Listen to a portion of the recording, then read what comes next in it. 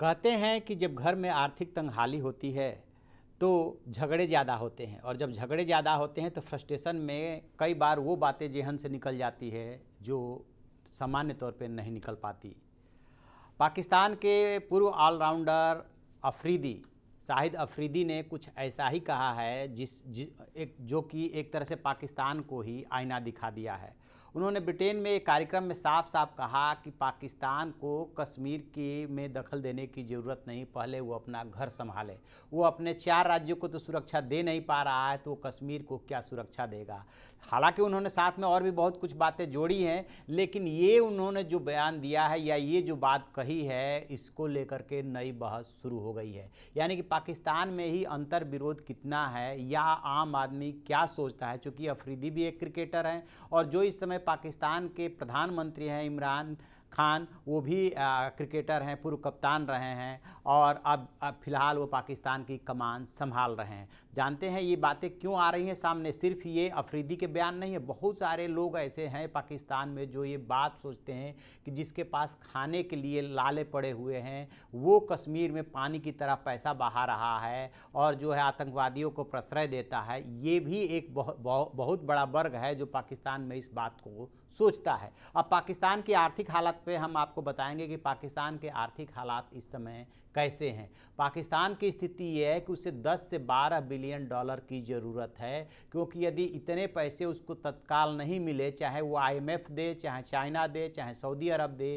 तो उसके जो विदेशी पेमेंट होते हैं, जो इंपोर्ट के लिए पेमेंट होता है, वो देने के लाले पड़ जाएंगे।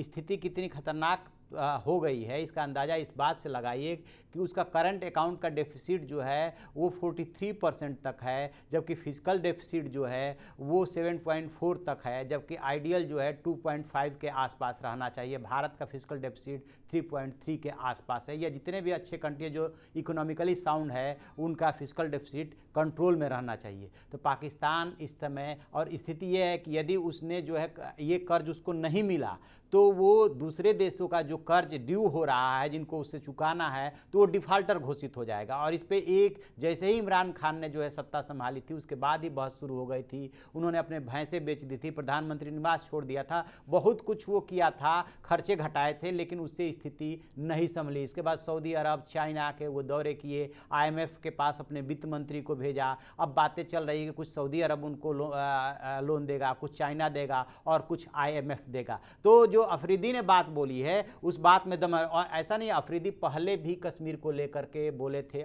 इसी साल अप्रैल में। तब उन्होंने भारत के ऊपर ये जो आरोप लगाया था कि वहाँ पे जो आतंकवादियों को मासूम बताया था, जिसको लेकर के बहुत तेज रिएक्शन हुआ था कि अफरीदी अपना देश देखें, उनके यहाँ कितने मानवाधिकारों की रक्षा होती है। लेकिन इस बार जो अफरीदी ने बोला है वो काफ़ी हद तक सही बात बोली है कि जिस पाकिस्तान से उसकी आबादी लगभग 20 करोड़ के आसपास है, 4 स्टेट हैं, वो तो आपसे संभल नहीं रही है, तो कश्मीर क्या संभालेंगे। कश्मीर को संभालने के लिए आर्थिक रूप से साउंड होना बहुत ज़रूरी है, जो कि इस समय पाकिस्तान साउंड नहीं है और आगे भी कोई बहुत ज़्यादा साउंड हो जाएगी इसकी दूर दूर तक परिस्थितियां दिखाई नहीं देती। तो ये है पाकिस्तान का हाल कि वहाँ पे लोग क्या सोचते हैं। तो आप ऐसी खबरों के लिए देखते रहिए हमारा डिजिटल चैनल इन खबर और उसे सब्सक्राइब कीजिए।